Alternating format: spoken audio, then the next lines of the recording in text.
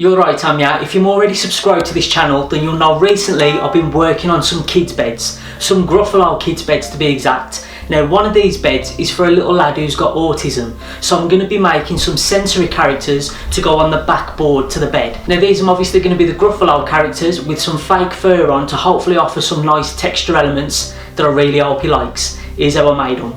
Instead of printing off the designs onto some self-adhesive paper, I took advantage of my laser and I used it to etch the line art for me. These lines will show me where I need to cut out, and it will also help me a lot when it comes to painting later. With all the character designs etched, it was over to the bandsaw to cut them out. The circle in the middle is where the sensory parts of these characters will be placed. I do change the design of this a little later on. My idea was to make a fully closed circle, a little bit like a porthole.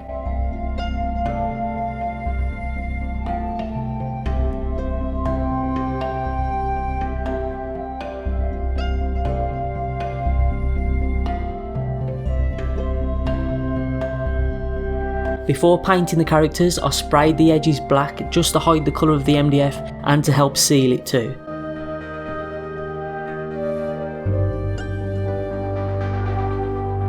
As you know, I absolutely hate painting, but these characters didn't take long at all.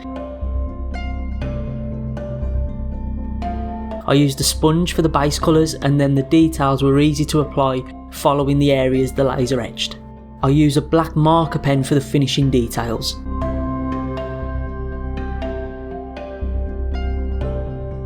The sensory parts will be in the form of fake fur and fake snakeskin. I used spray adhesive around the edges of the circles I cut out to stick the material in place.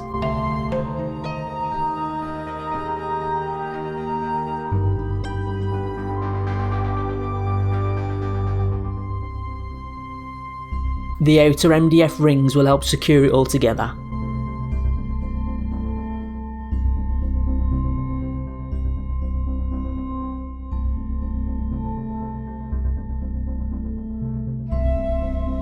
I realised the rings weren't able to close fully, so I changed the design and I cut a section away from the bottom of the rings. I think they actually look nicer like this, plus they reveal more of the material to touch as well.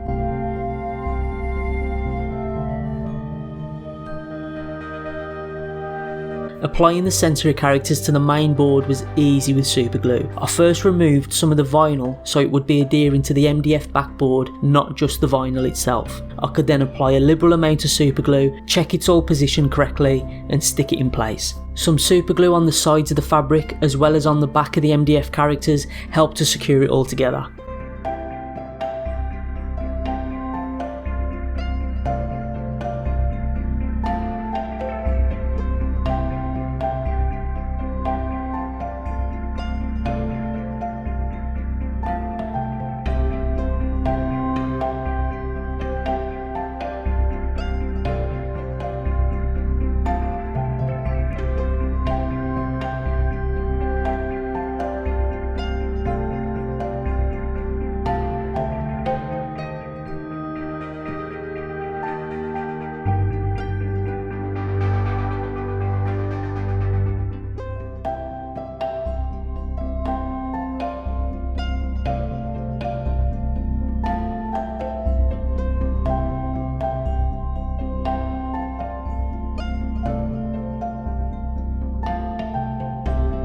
There's been enough painting in my recent videos, so I've skipped filming the painting of these MDF characters.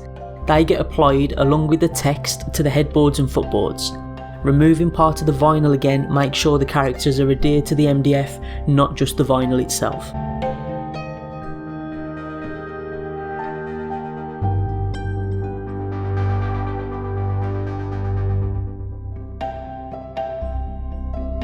The beds are really coming together now. The white lines you can see will be blended in before they get finished, but for now I'm really happy with how they're looking. The next job is the drawers for underneath, so I'll keep an eye out for that.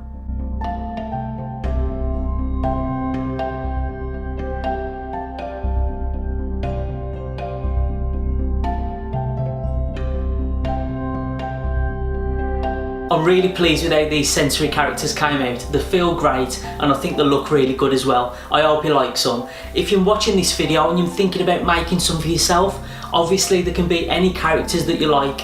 take any kind of fictional kids characters, whatever your child's favourite is. These could be scaled up. There could be massive life-size figures that you stick on the bedroom wall with huge areas padded and fur on. I just think there's a lot of possibilities with them, and I hope you've got some inspiration from this video. If you did, please give it a thumbs up. If you didn't, give it a thumbs down. As always, I want to say a massive thank you to all my Patreon supporters. The support that you've shown me and the channel, it's just amazing, and I can't thank you all enough. I really appreciate it. If you're not subscribed to the channel already, make sure you click the subscribe button and then click the little bell icon to get notifications, so when I upload a new video, you'll get a pop-up on your phone or an email letting you know there's something there to watch. So thank you all for watching again, and I'll see you on the next one.